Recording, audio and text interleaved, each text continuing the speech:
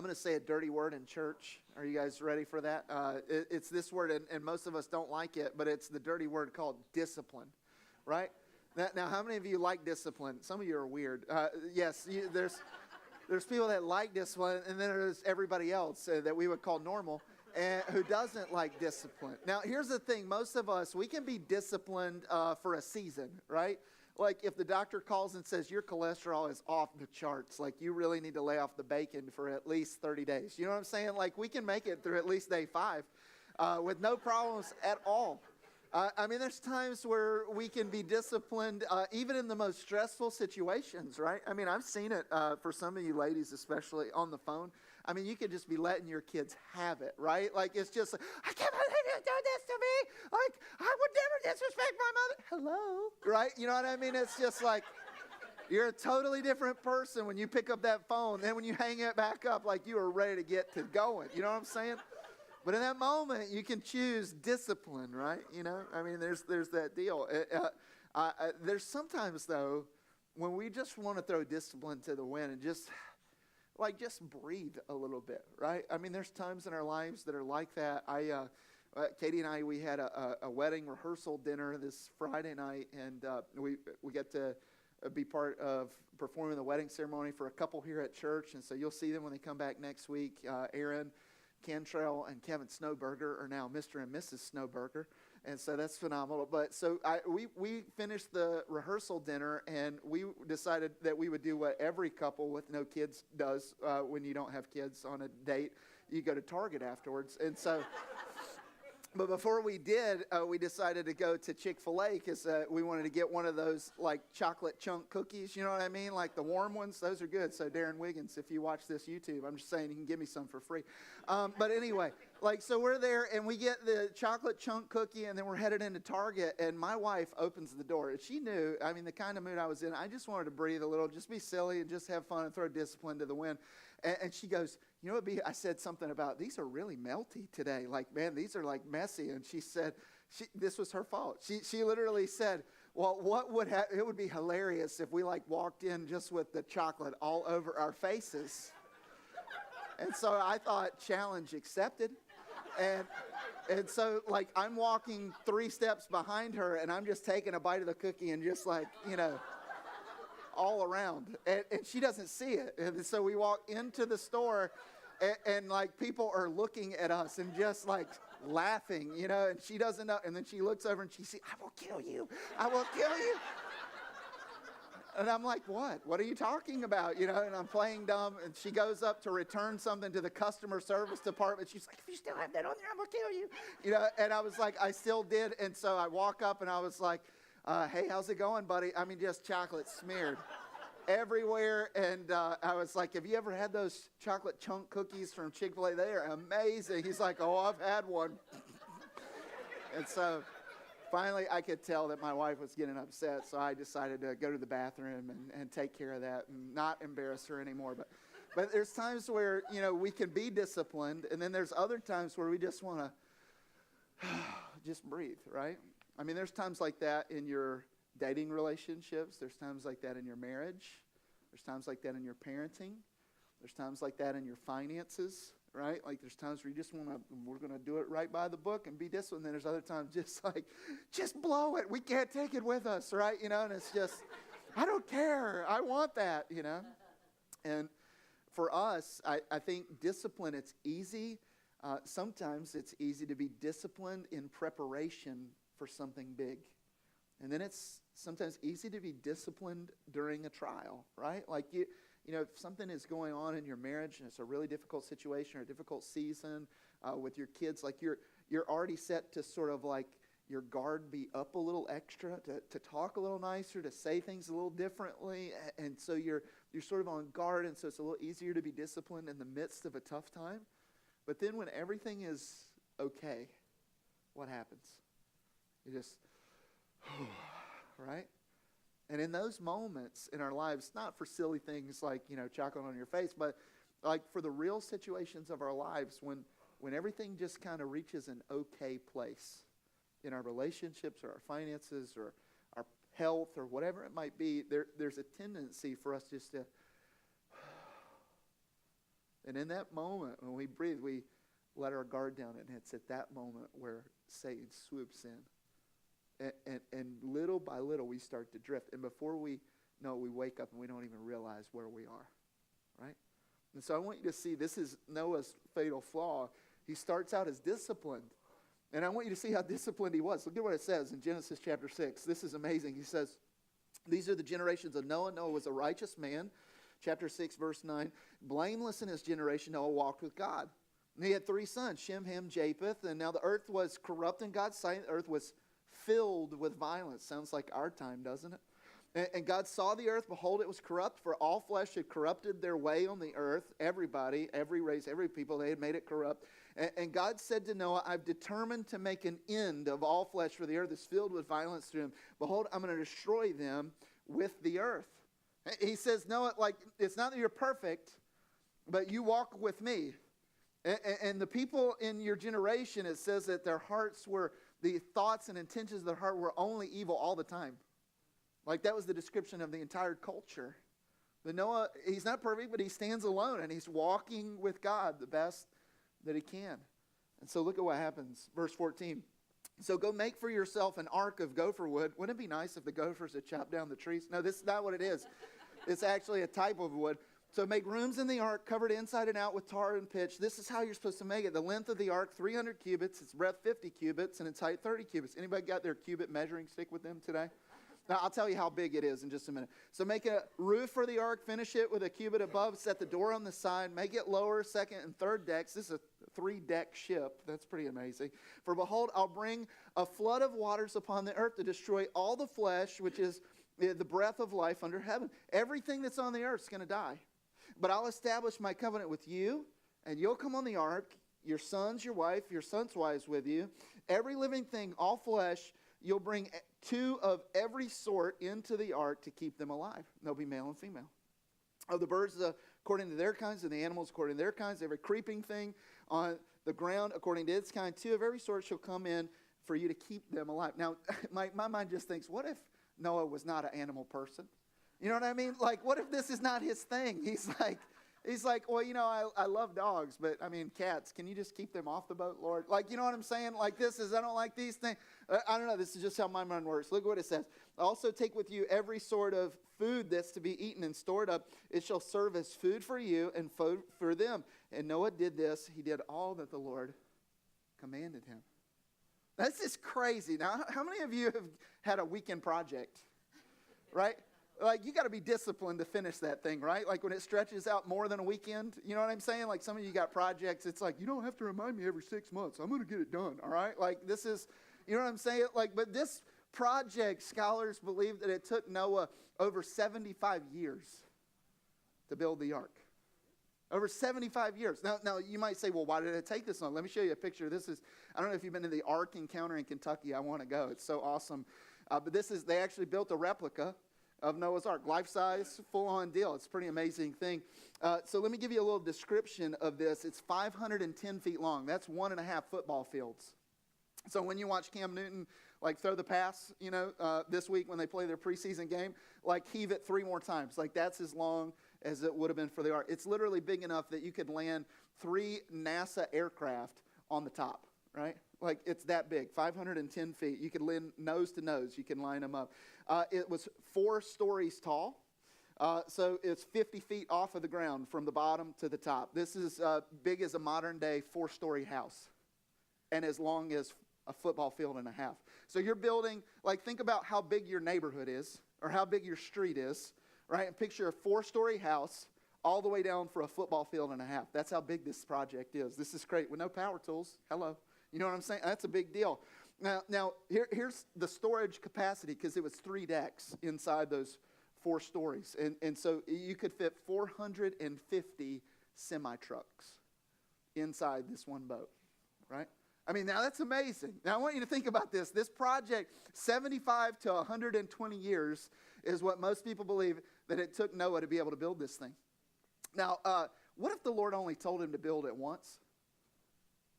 And then every day he has to wake up and he's, what are you doing today? I'm building an ark. Well, just like yesterday, just like last year, just like last decade, just like last century. Like, I'm working on this thing. Like, Now, I want you to keep in mind, there's been no rain on the earth. There was this protective coating, this layer over the earth. It had not rained before. Everything was like this beautiful rainforest type deal where it never actually physically rained from the sky. It was just moisture contained inside this dome, right? So it's never had this rain that's fallen down. It never had a flood ever. But he's like, yeah, no, I want you to build something 85,000 times bigger than your house.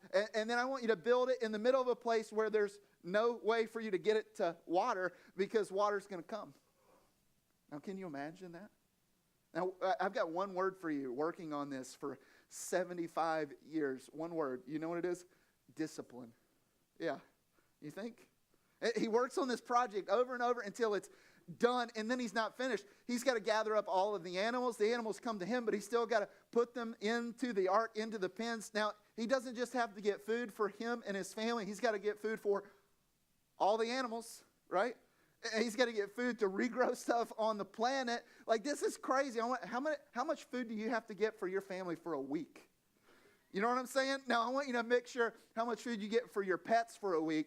Now, multiply that times all the pets that are going to be up on the ark. 450 semi-truckloads full of pets. Like, think about that. That is an insane amount of food that they have to gather together. That's crazy. There's one word for that: discipline. Now, I want you to think about what happens for Noah. This is crazy. He got it finished. He gets onto the ark. Do you know how long they were on the ark? I mean, it rained for how long? 40 days in. Do you know how long they were on the boat? Over a year. Over a year. All right, now, this is no, like, pleasure cruise. You know what I'm saying? Like, it's like, oh, I'd love to be on a cruise ship for a year. Like, there's no ports of excursion. Like, it's not like we're strapping on the snorkel gear and we're going down, like, over to St. Croix. You know, I mean, like, you're on the boat and you're with your family. And only your family for a year. With no breaks. I mean, like, thank the Lord it was a football field and a half. Like, they probably needed some space by the end of that thing, right? You know what I'm saying? Like, think about that. Like, you're in this closed-in, locked-in spot, and what do you do every day? Like, you just look and watch for the water to go down, and you got to have enough food for a year for you, for all the animals. Like, the only people you see at breakfast is your family. The only people you see at lunch, your family. The only people you see at dinner, your family, like, for a year. Now, I love my family, but I'm going to tell you, it's the grace of God that somebody didn't get murdered on that boat. Right? There's one word for that. Do you know what it is? Discipline, right? So he's on it for over a year. Now, look at what happens. Genesis chapter 8. Fast forward a couple chapters. Genesis 8, look at verse 13. Now, in the 601st year, in the first month, the first day of the month, the waters were dried from the earth. And Noah removed the covering of the ark and looked, and behold, the face of the ground was dry. Now, in the second month, on the 27th day of the month, the earth had dried out. So God said to Noah, go on out from your ark, you, your wife, your sons' wives with you, and bring out with you every living thing that's with you, all flesh, birds, animals, every creeping thing that creeps on the earth, that they may swarm the earth, be fruitful, and multiply. So Noah went out, and his sons and his wife and his sons' wives with him, every beast, every creeping thing, every bird, everything that moves on the earth went out by, what's that word? What does this say? By what now? Families. How many do you take onto the boat? Male, woman, male, female, like how many come out? Families. Like everybody's had babies. All right, so it's not just like that he's in there keeping them like comfortable. Like he's in there being this like goat midwife. You know what I'm saying? Like he's in there, and I can just imagine him like saying, Noah's wife, whatever her name was, like, I don't know how to deliver an elephant. Like, what is this? Just stand underneath. I don't know. Like, and then it's just, you know, right in this moment. Like, I can imagine. And so not only does he have to deal with this, every species has had babies. And he's had to be a part of that. Like, can you imagine how loud that boat must have been? Like, I would be wanting to get off immediately, right? And so look at what happens. This is amazing. So look at what it says. Verse 20. What would you do? Do you think you'd be kissing the ground when you got off? Yeah. Do you think I'd be like, see you kids later, come back in a year, right? You know what I mean? Like, look at what he does. Verse 20. Then Noah built an altar to the Lord. And he took some of every clean animal, verse 20, and offered burnt offerings on the altar. And when the Lord smelled the pleasing aroma, the Lord said in his heart, I'll never again curse the ground because of man, for the intention of his heart is evil from his youth. God knows you. Look at me. God knows that you can't be holy on your own. You can't do it. You can't be good. It's in you. It's just part of our nature. He looks and he says, I'm not going to do it again. Like, they can't be holy without my help. They can't. And so look at what it says. Neither will I strike down every living creature as I've done while the earth remains. Seedtime, harvest, cold, and heat, summer, winter, day and night shall not cease. This is crazy. Like, so he gets off the boat, and I would be like doing cartwheels even though I can't.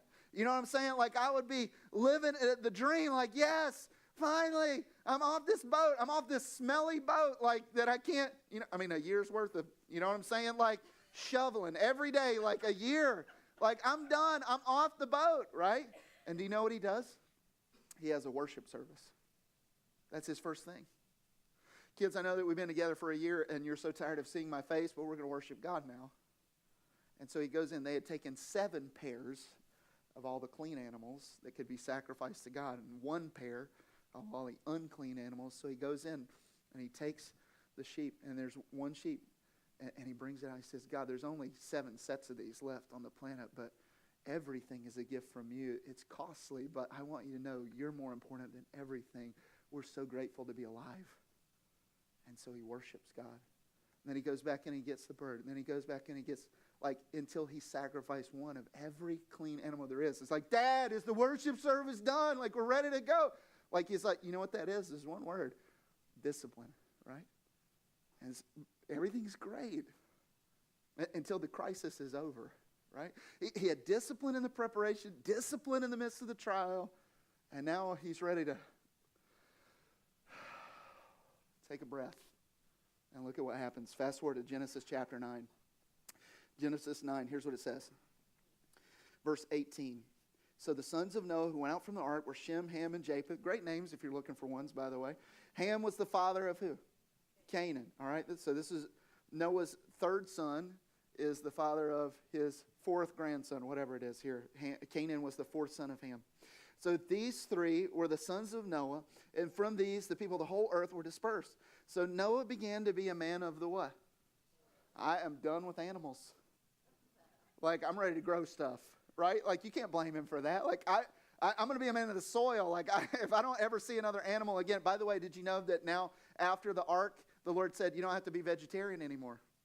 Like, all these animals, they're open for you. Can I get a witness? Hallelujah. That's it. That's some good stuff. And so he says, now you can eat any of these. And Noah's like, payback is coming, right? It's like, I remember what you did on that ark. Like, I remember how you treated me. I remember what you said. Like, it's coming. I am having myself a slab of beef tonight. That's all I'm saying. And so he gets off and he becomes this man of the soil. He doesn't want to deal with animals anymore. Look at what it says. So he planted a vineyard. And he drank of the wine. And he became what? Drunk. And he lay uncovered in his tent. Like, here's this guy. He's been so disciplined before the trial. Prepare. He's been so disciplined in the midst of the trial. Like, it's here. God, we've got to reserve our praise for you because you're the only one that can get us through this. But now that they're on the other side of it, what happens? Feels so good just to breathe a little, right? And he starts out, there's nothing wrong with planting a vineyard. There's nothing wrong with him partaking of the spoils of that vineyard, right? Like, there's nothing wrong with that. But here he goes, and it's before he knows it, he's become this drunk. Like, idle hands, right? What's that saying? Like, my mom used to tell me this when I was growing up and I didn't have stuff to do.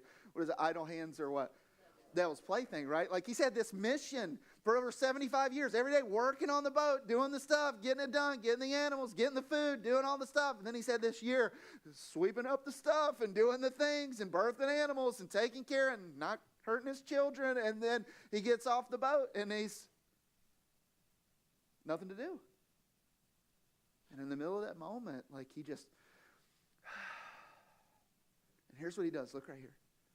He starts to give himself permission, right? Like, we do this all the time. Just give a little permission. Maybe it's not something so wrong, but it's just like giving himself permission where God would say, hey, be careful, right? Like, too much of a good thing is still bad, right? And so he gives himself a little permission. And there's probably over 40 years in between this time, because Ham gets off the boat and then he's got to have 4 kids. So, I mean, he's the father of Canaan, that 4th kid. So he's got to have a little bit of time. He's grown this vineyard, but little by little it starts to slide in. You know, that's how the enemy works, right? Like, he doesn't just, you wake up and tomorrow you have an affair. Like, that's not how it works. Like, it's, well, I mean, I need to, things are great in my marriage. I just breathe a little bit with my boundaries, right? Well, you know, I probably shouldn't necessarily talk about this topic with this person, like of the opposite sex, over Facebook, but, you know, we can just do that. We're old friends and whatever it is. And then it's like, well, then we start to reconnect more. And then it's, you know, and then before you know it, you wake up and you realize, what have I done?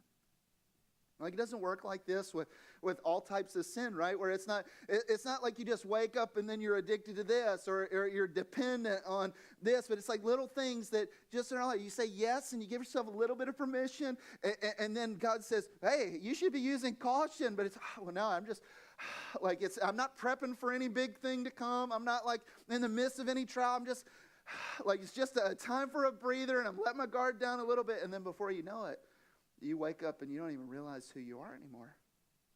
And you've slid so far away from God, like where you were disciplined before, and now you slid away, right? Let me ask you, where are you giving yourself permission that God would say use caution?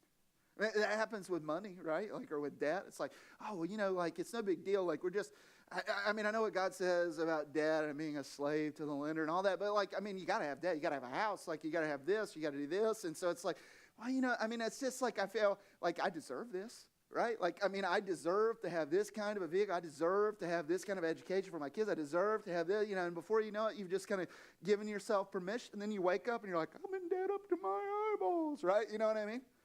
Like, there's moments where you might say, well, I've given myself permission for what I let into my eyes, right? And God would say use caution about that, because the eyes are the doorway to the soul, right? Well, it's not pornography, right? But, I mean, it's like, well, yeah, but, I mean, like, I know this stuff is in the middle of this show or this movie or whatever. I mean, it's like, it's not terrible. It's not like this or whatever. And it's like, well, yeah, but, you know, are you giving yourself permission? Or God would say use caution. Maybe it is alcohol, right? Like, you know, and it's like, instead of one drink or something like, maybe it's like, you know, you're controlled by it. Or maybe it's something for you where it's like, you know, you shouldn't even have the one because it's in your genetic makeup. Like, you know, you're going to be a drunk. If you take the one, you're going to be that. Like, you're going to be dependent on that. So you should just sort of stay away to get all together. Maybe for you, it's not that. Maybe it's what it is for me. Maybe it's like food, right? Every day ain't my birthday, but I act like it. You know what I'm saying? It's like every day is not a feast. Every day is not like a celebration, but it's like, yay, I completed work today. We should celebrate. You know what I mean? Like, and so it's like I give myself permission, and it's like, well, I'm not ruining my liver, but it's like I'm ruining the rest. You know what I mean? And so it's like maybe I'm giving myself permission. And instead of running to God when I'm stressed, like maybe I run to the pantry. You know what I mean? Maybe that's you.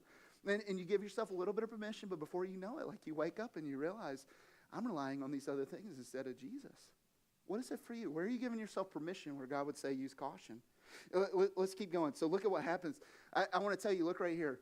Dads, moms, adults, whatever you give yourself permission for, it won't just have consequences for you, right? It has consequences for those that are under your leadership. And so wherever you give yourself permission, just know that your kids are going to have to deal with the consequences of that, not just you. And so look at what happens, verse 22. So Ham, the father of Canaan, saw his dad's nakedness, and he told his 2 brothers outside. Now this isn't just like poking fun at his dad. Like here's what it really means. It literally means he celebrated his dad's downfall. Like he's literally reveling in the fact, like, look at you, Dad. Like, you were the one guy God chose to save the planet. Like, you're the one guy that God picked out. Oh, yeah, he's holy. He walks with God, right? Like, nobody else walks with God. Like, no. Here you are. You spent 100 years almost building this boat to rescue us and everybody else. And then you get off, you have this forever long worship service that you make us go to, and then at the end of this deal, like you have no more purpose left except for you to grow your stuff and drink yourself to death. Here you are, you're just a drunk, Dad. Like, oh, how the mighty have fallen, right? And he's celebrating. He's like, look at Dad. Look at him, and he's telling his brothers. He starts to celebrate what should break his heart. He starts to celebrate what should break his heart. Look at what it says. His two brothers, then Shem and Japheth, took a garment. They laid it on both their shoulders. They walked backward and covered the nakedness of their father. The nakedness, their faces were turned backward, and they didn't see their father's nakedness. Verse 12. So when Noah awoke from his wine, like literally when he comes to, when he's not under the effects of his own sin anymore, he knew what his youngest son had done to him. We don't know if the Lord told him or if his brothers tattled or what. But here's what he says. In this moment, God uses him to do this prophecy. This amazes me. He's had this moment where he was so disciplined before the trial. He was so disciplined in the midst of it. And then but before long, that breath turns into this permission that turns into this life he doesn't even recognize. And in the middle of that, God still looks at him and says, I'm going to use you to speak for me. Doesn't that say something about the grace of God, the love of God, and the forgiveness of God? Even when you blow it, God still wants to use you. Look at what he says. He makes the prophecy. He says, cursed be Canaan. A servant of servants shall he be to his brothers. He also said, blessed be the Lord, the God of Shem, and let Canaan be his servant. May God enlarge Japheth, and let him dwell in the tents of Shem, and let Canaan be his servant. And after the flood, Noah lived 350 years. All the days of Noah were 950 years, and he died.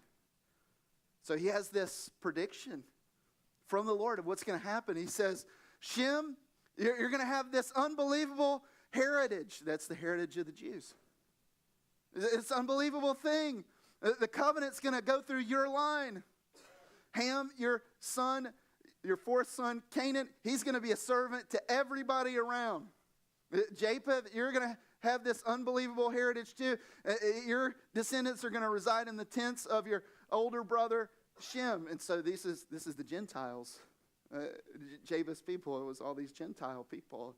And so, we have the church that through the covenant of the Jews, now we've been brought into the blessing of Abraham. So God uses Noah in this time. What happened to the Canaanites? Do you remember?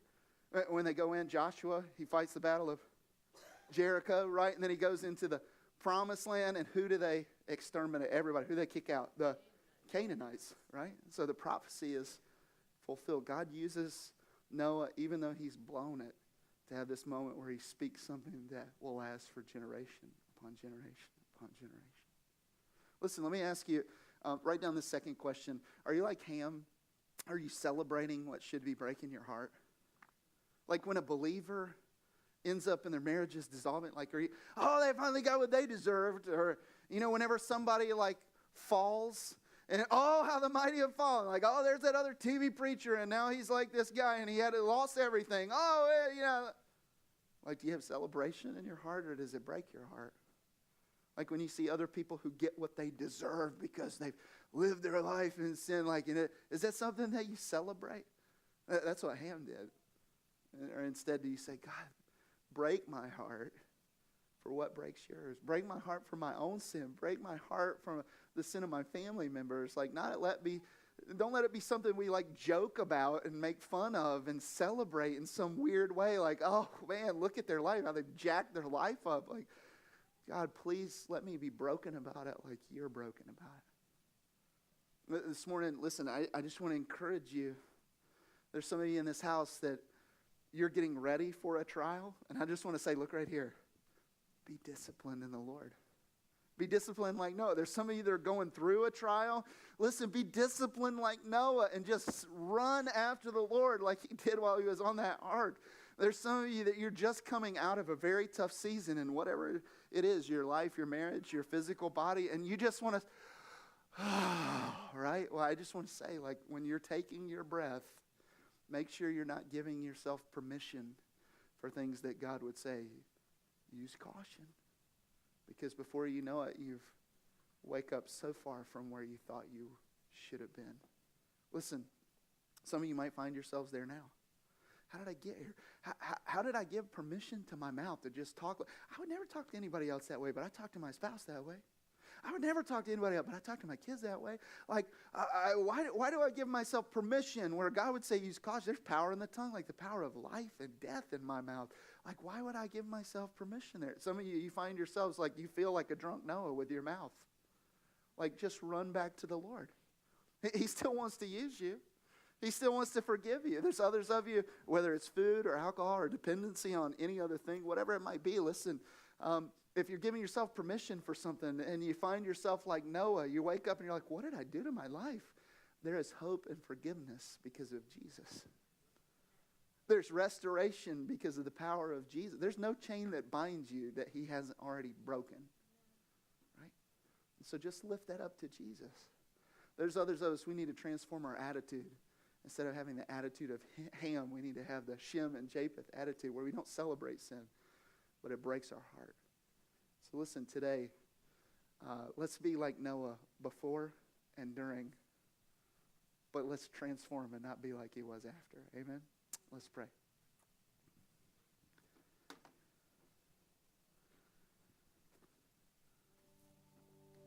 This morning, maybe you gave in just a little bit, and just a little more, and just a little more, and then you wake up and you find yourselves, you used to be so tight with the Lord. Your marriage, you used to be seeking after God together. Your parenting, you used to wake up and spend your time in prayer saying, God, give me wisdom for what I need to say to these kids. Your finances, you used to honor the Lord with your first fruits. You used to bring your tithe in, and you used to give and be generous to people around you and your community. And now you just, it slipped a little bit. Well, we didn't have this month. Well, we didn't do this. Now you wake up and you realize, like, whoa, what have I done? Maybe it's your mouth. Maybe it's with food. Maybe it's with whatever it is. You've started to give yourself permission. And now little by little, it's gotten to be this big thing. The Bible says if you confess our sins, Jesus, he's faithful and he's just to forgive us of our sins and cleanse us from all unrighteousness. Listen to me. There's no place that you've gone that's too far for God. There's no thing that you've done that's unforgivable. He delights in welcoming his adopted sons and daughters back home. He knows that on your own you can't be good. That's why he sent Jesus to die in your place, to gift you his holiness. So today, if whatever area where you've started to give yourself permission, would you just own that? Just say, Jesus, I'm sorry. I want to be disciplined and led by your Holy Spirit. I want to experience the heights of joy of what it is to live in tight communion with you. Forgive me for taking that breath and just giving myself a little permission. Now I've woken up and I'm so far away from where I thought I was. You just lift those prayers up to God. Maybe even celebrating what you should be breaking your heart. You just lift that up to him.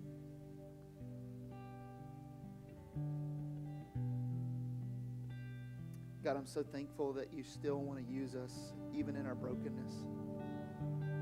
I'm thankful that your love for us is not dependent on how disciplined we are or our performance. That no matter how far we've fallen, you're always right there welcoming us home as we repent and ask for your forgiveness. Thank you that you still use us in spite of our flaws and our failures, God.